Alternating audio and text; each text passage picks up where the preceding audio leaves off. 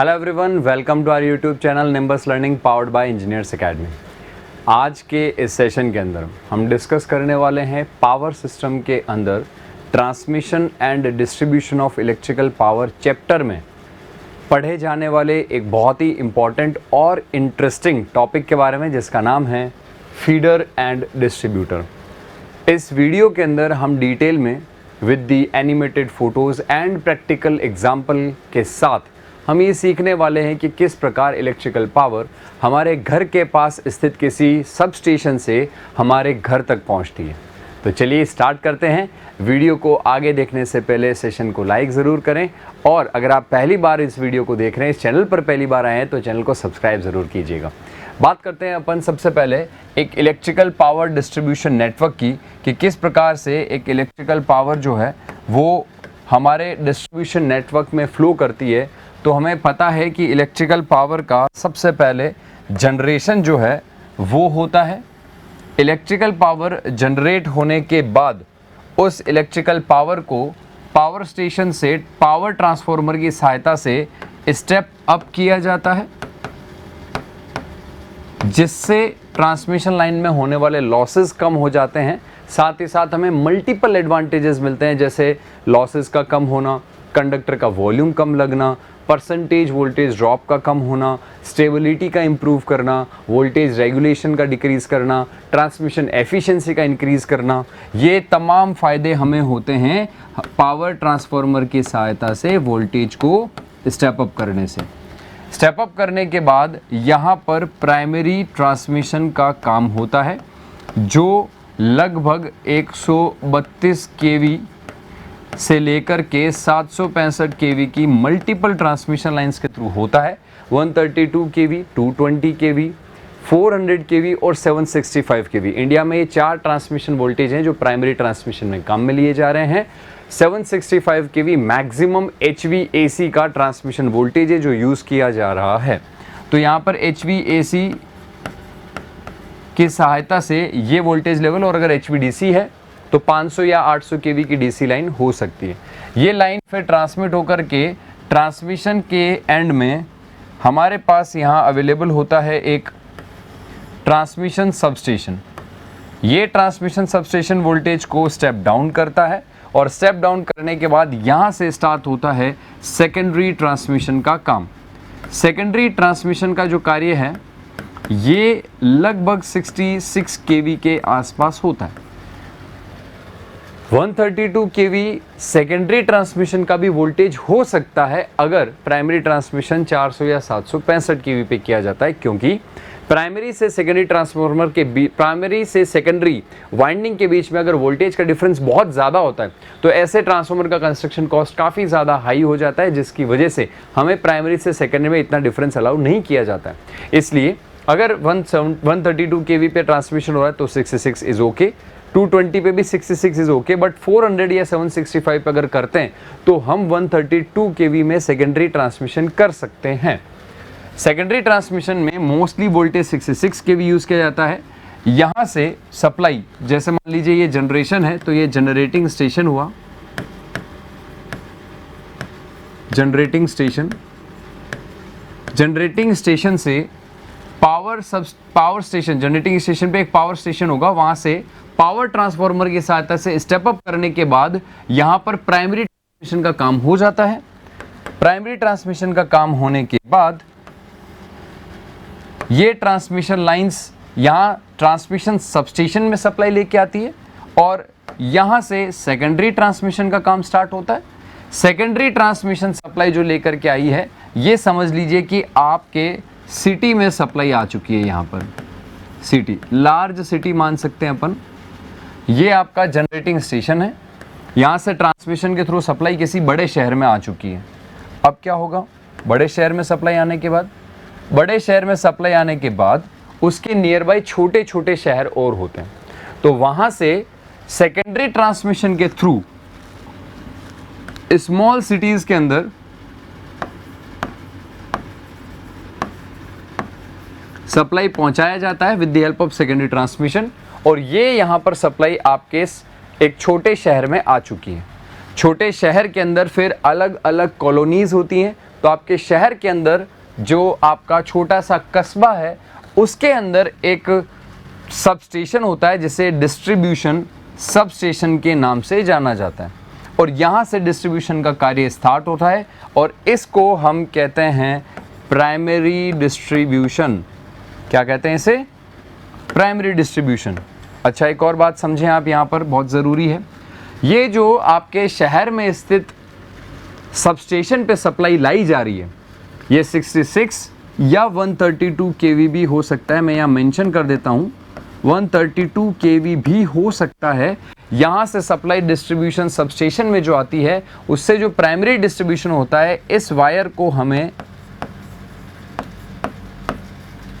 Feeder के नाम से हम जानते हैं, इसे फीडर कहा जा सकता है। और हम यहीं से आगे जो सिस्टम है उसकी स्टडी करने वाले हैं इस वीडियो के अंदर।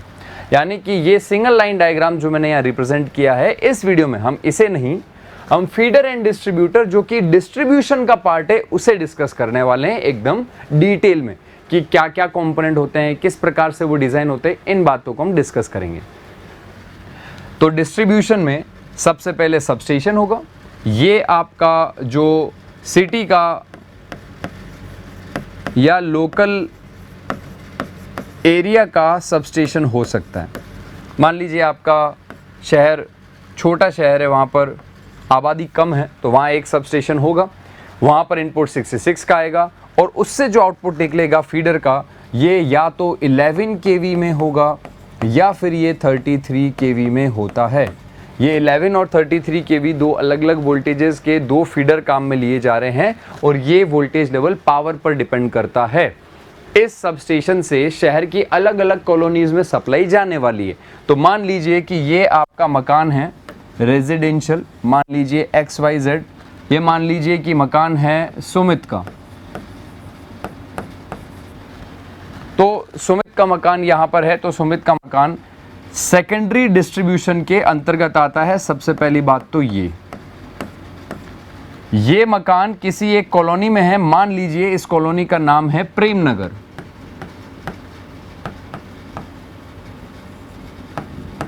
तो प्रेम नगर कॉलोनी को सप्लाई करने के लिए इस डिस्ट्रीब्यूशन सबस्टेशन से एक वायर आएगा जो प्राइमरी डिस्ट्रीब्यूशन का काम करेगा, जिसे फीडर कहेंगे, जो 11 या 33 kV पर वर्क करता है।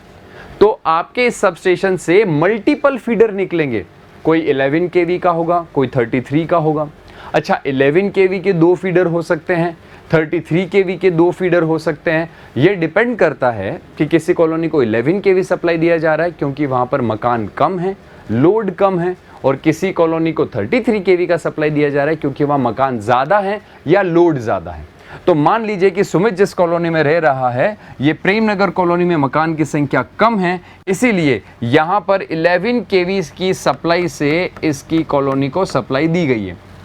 11 kV की सप्लाई जो आती है वो इस कॉलोनी में जाएगी एक डिस्ट्रीब्यूशन ट्रांसफार्मर के अंदर। यहाँ पर हम देख पा रहे होंगे या आप देख पा रहे होंगे कि इस डिस्ट्रीब्यूशन ट्रांसफार्मर को किसी भी सबस्टेशन के द्वारा रिप्रेजेंट नहीं किया गया है।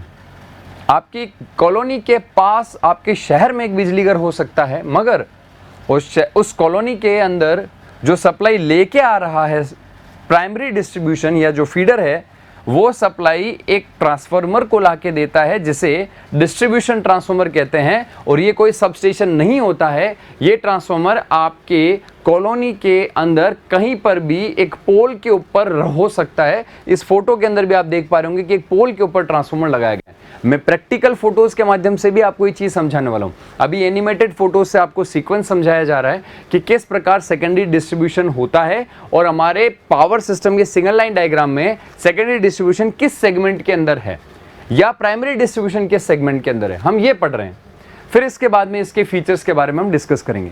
तो यहाँ तक आपने ये सीखा कि आपके शहर में जो छोटा सा सबस्टेशन है, उस सबस्टेशन से सप्लाई आपकी छोटी सी कॉलोनी में आएगी, उस वायर को हम फीडर कहते हैं। ये 11 या 33 kV का हो सकता है। वहाँ से एक ट्रांसफार्मर को सप्लाई दी जाती है जो आपकी कॉलोनी में कहीं पर भी रोड पर हो सकता है, और वो ट्रांसफार्मर डिस्ट्रीब्यूशन ट्रांसफार्मर कहलाता है। अब आगे क्या, ये डिस्ट्रीब्यूशन ट्रांसफार्मर स्टेप डाउन करता है। देखिए यहाँ पर दो तार नजर आ रहे हैं, यानी कि सिंगल फेज सप्लाई यहाँ पर होगी। इसे हम सेकेंडरी डिस्ट्रीब्यूशन के नाम से जानते हैं। सेकेंडरी डिस्ट्रीब्यूशन, यहाँ से घर के बाहर आपके एक पोल है, इसे यूटिलिटी पोल या डिस्ट्रीब्यूशन पोल कहते हैं। यहाँ से सप्लाई आपने अपने घर में ले ली। मान लीजिए यहाँ आपके घर में एनर्जी मीटर EM ये लगा हुआ है, तो आपके पोल पर स्थित डिस्ट्रीब्यूटर से एनर्जी मीटर के बीच में जो वायर कनेक्टेड होता है इसे हम कहते हैं सर्विस मेंस। यानी सर्विस मेंस के माध्यम से सप्लाई आपके घर के अंदर पहुंच चुकी है, यानी रेजिडेंशियल कस्टमर्स की तरफ पहुंच चुकी है। इसी सेगमेंट को, यानी आपके शहर में जो सप्लाई आई है जिस सबस्टेशन पे, वहां से आपके घर तक कैसे आ रही है, इस पूरे सेगमेंट को इस वीडियो के अंदर हम डिटेल में समझने वाले हैं। आई होप आपको इसकी रूपरेखा समझ में आ गई होगी। चलिए आगे बात करते हैं। क्लियर? नेक्स्ट, अब हम यहां पर ये बात करने वाले हैं कि ये जो अलग अलग कंपोनेंट्स हैं, इनमें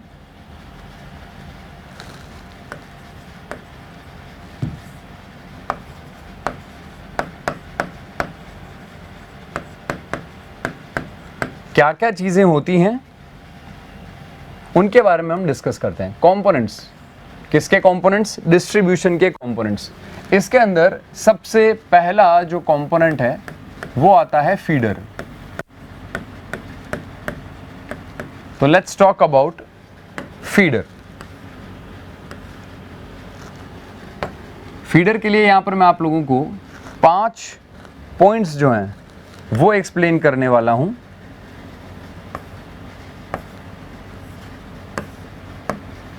जो कुछ इस प्रकार है।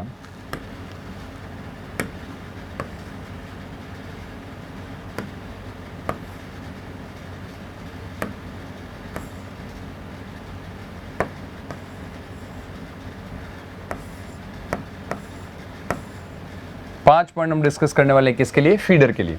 सबसे पहला पॉइंट हमने देखा अभी थोड़ी देर पहले पिछले डायग्राम के अंदर कि आपके घर के पास क्या होगा? एक डिस्ट्रीब्यूशन सबस्टेशन। यहां से एक वायर आएगा, देखिए इसका नाम यहां दिया गया है फीडर। ये मान लीजिए सपोज दैट 11 kV का है, तो ये सप्लाई कहां लाके देता है? आपकी कॉलोनी को लाके देता है, यानी लोकल एरिया को सप्लाई करता है। तो यहां पर डेफिनेशन पार्ट में सबसे पहले क्या लिखा जाएगा कि इट इज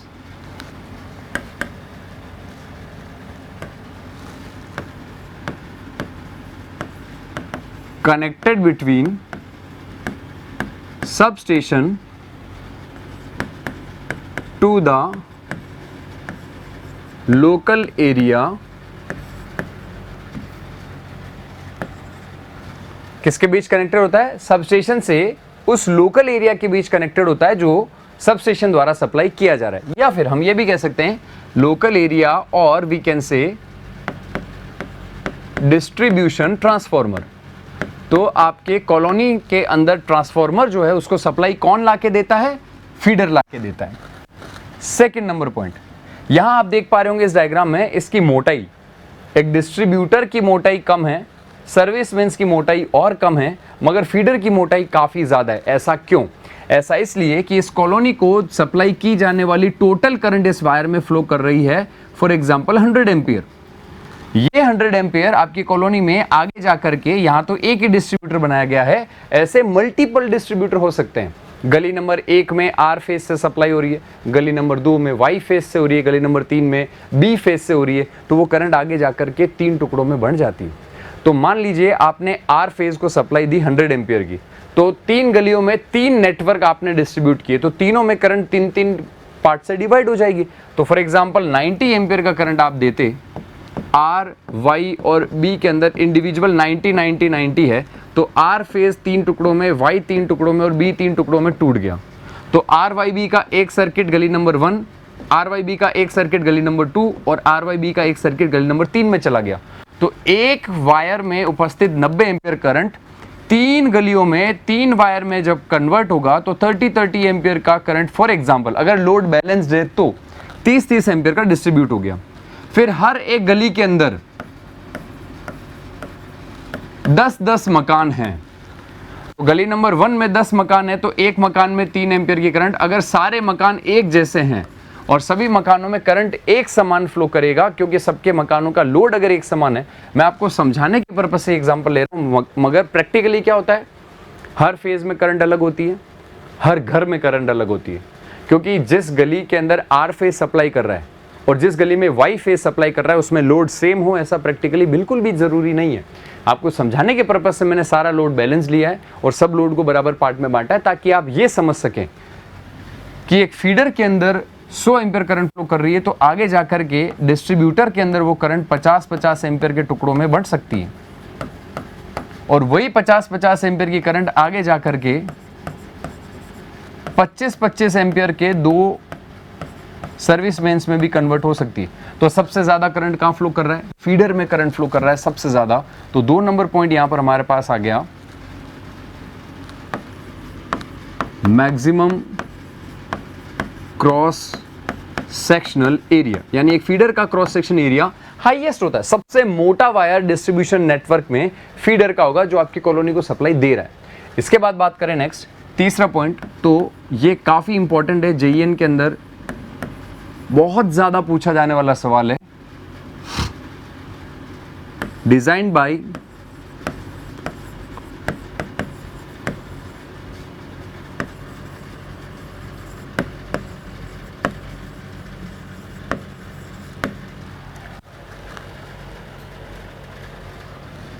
डिजाइन बाय का मतलब इसकी जो बनावट है,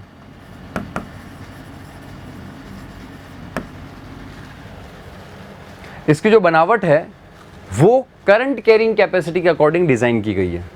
मतलब क्या है सर इसका मतलब यह है कि इसको 100 एम्पियर के हिसाब से डिसाइड किया है, ये 11 केवी का, पड़ोस वाली कॉलोनी में भी 11 केवी का ही है, मगर वो 200 एम्पियर का है क्योंकि मकान ज़्यादा है। उसके पड़ोस वाली कॉलोनी में भी 11 केवी का है, मगर वो 150 एम्पियर का है। तो हर एक फीडर का करंट अलग अलग होता है।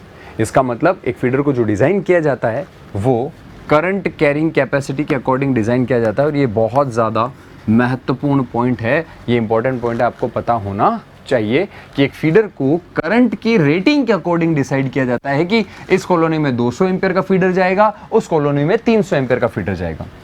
तीसरा पॉइंट यहाँ पर ये आता है कि एक फीडर जो होता है इसके अंदर किसी तरीके का टैपिंग नहीं किया जाता है, नो टैपिंग्स आर डन, किसी तरीके का कोई टैपिंग नहीं करते हैं, यानी आप कनेक्शन फीडर से नहीं लेते हैं, आप कनेक्शन एक डिस्ट्रीब्यूटर से लेते हैं, तो फीडर में टैपिंग नहीं होती है, डिस्ट्रीब्यूटर में होती है। और लास्ट पॉइंट है, आपको ये ध्यान रखना होगा कि फीडर के अंदर जो वॉल्यूम होता है वो वोल्टेज के इन्वर्सली प्रोपोर्शनल होता है, वोल्टेज के इन्वर्सली प्रोपोर्शनल होता है, यानी जितना ज़्यादा हम वोल्टेज को बढ़ाएंगे वॉल्यूम जो है फीडर का वो उतना ही ज़्यादा कम होगा, यानी उसका कॉस्ट उतना ही घटेगा। ये आपको 5 पॉइंट हैं जो फीडर के केस में याद होने चाहिए। अब हम बात करते हैं डिस्ट्रीब्यूटर के केस में, यही 5 पॉइंट पर डिस्ट्रीब्यूटर पे हम बात करेंगे, जिसको मैं यहाँ पर इसी डायग्राम में समझा देता हूँ। एक फीडर से जो सप्लाई डिस्ट्रीब्यूटर लेता है तो सबसे पहले डेफिनेशन में क्या लिखा जाएगा, ये कहाँ होता है, तो शुरुआत कहाँ से हुई, यहाँ पर एक डिस्ट्रीब्यूशन ट्रांसफॉर्मर लगा हुआ है जो कि इस पिछली फोटो में आपने यहाँ देखा, इस पोल के ऊपर। तो फीडर ने सप्लाई ला के दी, तो इस वायर को प्राइमरी डिस्ट्रीब्यूशन में बोला, इसके 5 पॉइंट पढ़ लिए।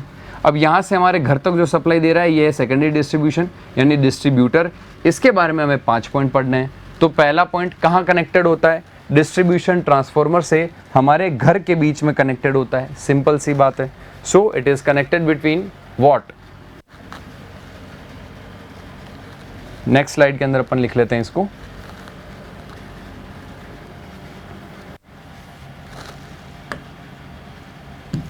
डिस्ट्रीब्यूटर।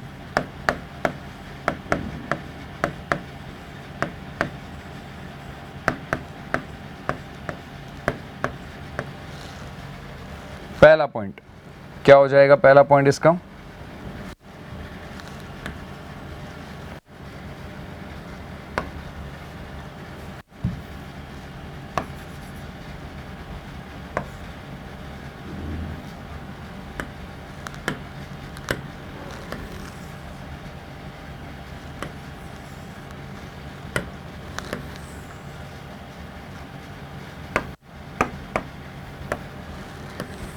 फर्स्ट पॉइंट, पहला पॉइंट है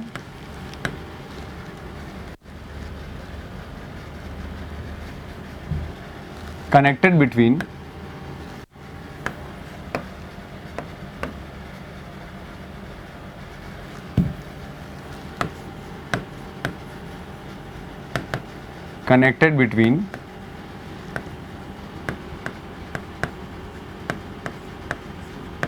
distribution transformer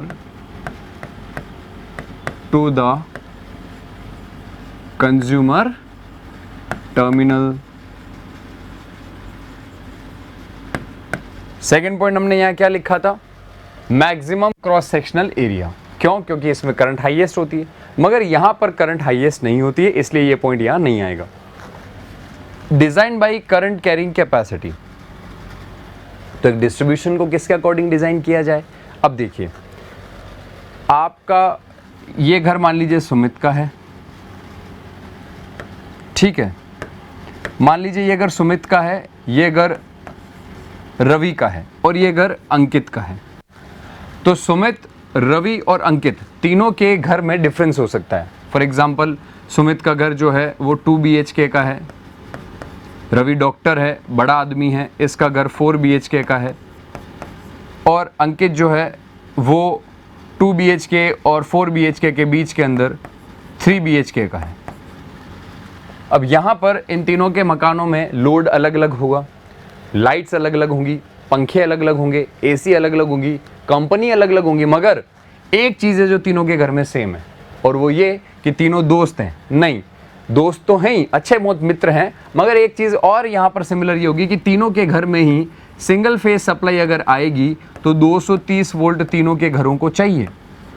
यानी कि ये इस पूरे वायर में यहाँ से और यहाँ से 3 अलग अलग जगह से जब आप कनेक्शन लेंगे तो तीनों में करंट अलग अलग हो सकती है, मगर तीनों का वोल्टेज सेम होना चाहिए। इसका मतलब इस पूरे डिस्ट्रीब्यूटर में अगर हर जगह वोल्टेज सेम चाहिए तो क्या नहीं होना चाहिए, वोल्टेज ड्रॉप नहीं होना चाहिए। अगर ड्रॉप हो गया तो तीनों के घरों के वोल्टेज में क्या रहेगा, डिफरेंस, जो कि एक कंज्यूमर कभी अलाउ नहीं करेगा, क्योंकि पैरेलल लोड कनेक्ट होते हैं सारे के सारे, और पैरेलली लोड कनेक्ट होने की वजह से सबको वोल्टेज इक्वल चाहिए। करंट सारे ही लोड अपने रेटिंग के अकॉर्डिंग ड्रॉ कर लेते हैं। तो यहां पर अपन लिखेंगे डिजाइन्ड बाई, किसके अकॉर्डिंग डिजाइन किया जाता है इसे,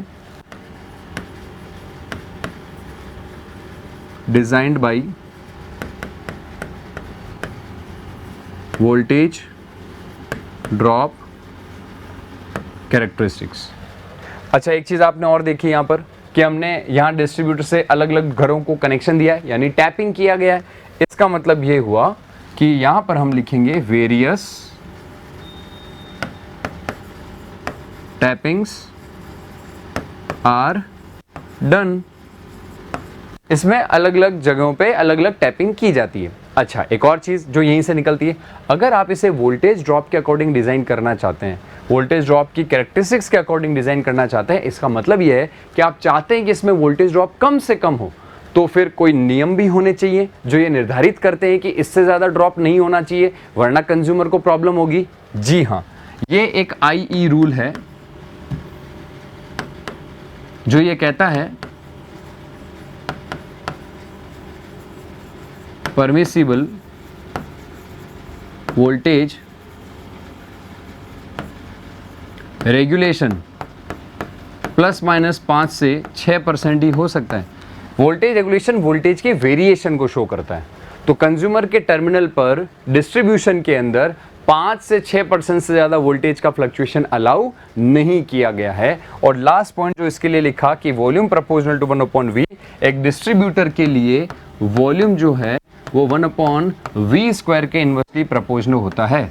फीडर में 1/V होता है, मगर एक डिस्ट्रीब्यूटर में वॉल्यूम का केस जो होता है वो वोल्टेज के स्क्वायर के इन्वर्सली प्रोपोर्शनल होता है। यानी इसका वोल्टेज जितना ज़्यादा या कम होगा, वॉल्यूम उसका 1/V² के रूप में वेरी करता है। तो जो 5 पॉइंट अपन ने फीडर के लिए समझे, वही 5 पॉइंट हमने यहाँ डिस्ट्रीब्यूटर के लिए समझे। अब डिस्ट्रीब्यूटर से घर में जो हम सप्लाई ले रहे हैं, इस वायर को हम क्या कहते हैं, सर्विस मेंस कहते हैं। तो उसके बारे में भी अपन यहाँ पर छोटा सा पॉइंट नोट कर लेते हैं।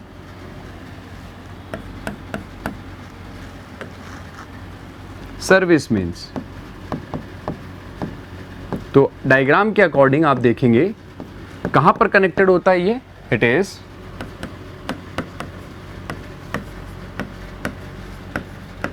connected between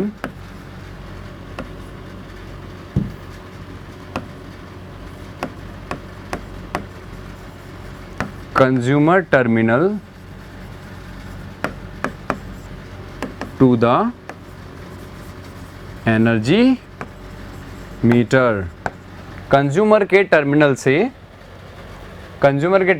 एनर्जी मीटर के बीच, कंज्यूमर के टर्मिनल से एनर्जी मीटर के बीच कनेक्टेड होता है सर्विस मीन्स। ये तो बात हुई एनिमेटेड फोटो की और थ्योरी की। अब हम बात करते हैं प्रैक्टिकल, क्योंकि एक सब्जेक्ट को जब तक आप प्रैक्टिकली नहीं रिलेट कर पाते, आप उसको उतने अच्छे से अंडरस्टैंडिंग नहीं कर पाते, उसको उतने अच्छे से याद नहीं रख पाते। तो चलिए अब हम डिस्कस करते हैं कि प्रैक्टिकल किस प्रकार से यहाँ पर जो है वो पावर डिस्ट्रीब्यूट होती है। तो ये वो एक डिस्ट्रीब्यूशन ट्रांसफॉर्मर है जिसके बारे में मैं आपको चर्चा करते समय बता रहा था। फॉर एग्जाम्पल, ये आप लोगों को 3 वायर नजर आ रहे होंगे यहां पर, आर, वाई और बी फेज के।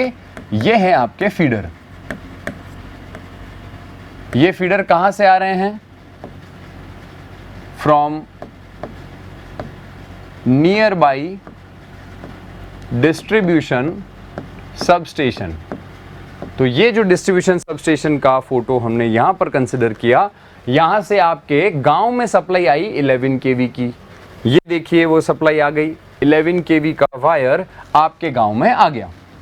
ये यहां पर इंसुलेटर लगे हुए हैं आपके, सैकल इंसुलेटर, जो इस वायर को होल्ड करके रखे हुए हैं। सैकल इंसुलेटर ने इस वायर को पकड़ के रखा है। अब यहां से 3 वायर देखिए आप नीचे की तरफ आ रहे हैं, और नीचे की तरफ आकर के वो यहां पर जाते हैं इस जगह।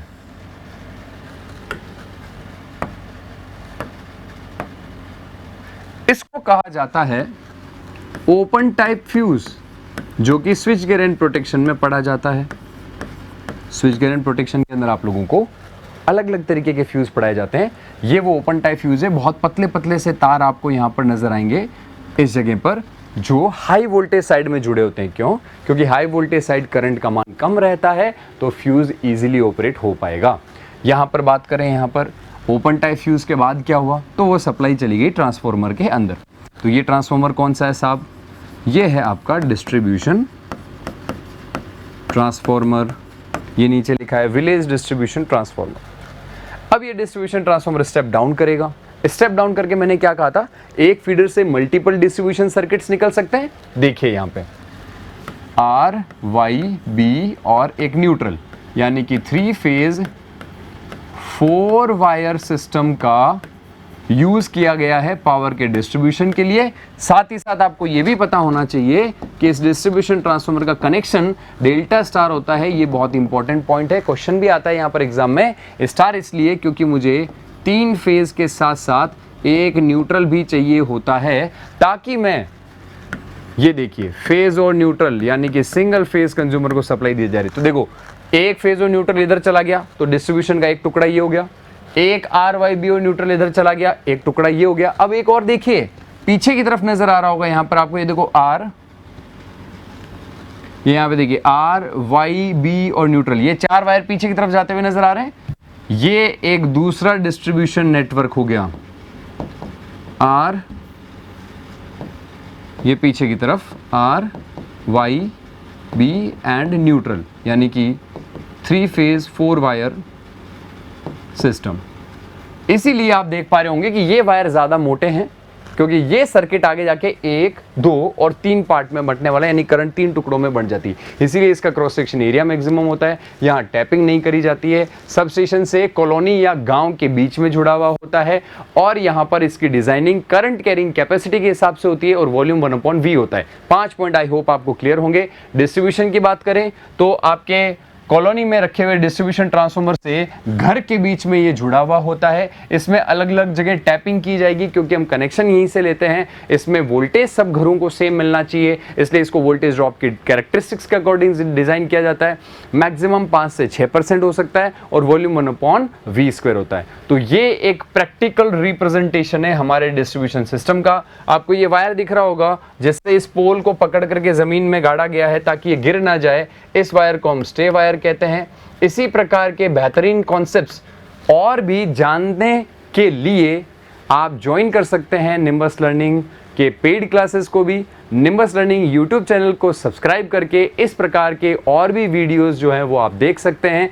प्लेलिस्ट सेक्शन के अंदर जाकर के, लाइव सेक्शन के अंदर जाकर के अलग अलग वैकेंसीज से रिलेटेड जो भी सीरीज हैं उनको आप देख करके एंजॉय कर सकते हैं। तो इस सेशन में हमने सीखा कि फीडर, डिस्ट्रीब्यूटर और सर्विस मीन्स क्या होते हैं, एक डिस्ट्रीब्यूशन नेटवर्क में किस प्रकार कनेक्शन होते हैं, सबस्टेशन से हमारे घर तक सप्लाई किस प्रकार आती है।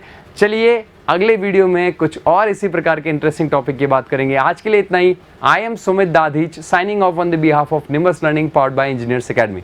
Thank you so much. If you really like the video, please hit the like button, share the video, subscribe to our YouTube channel and press the bell icon for the latest updates. Thank you.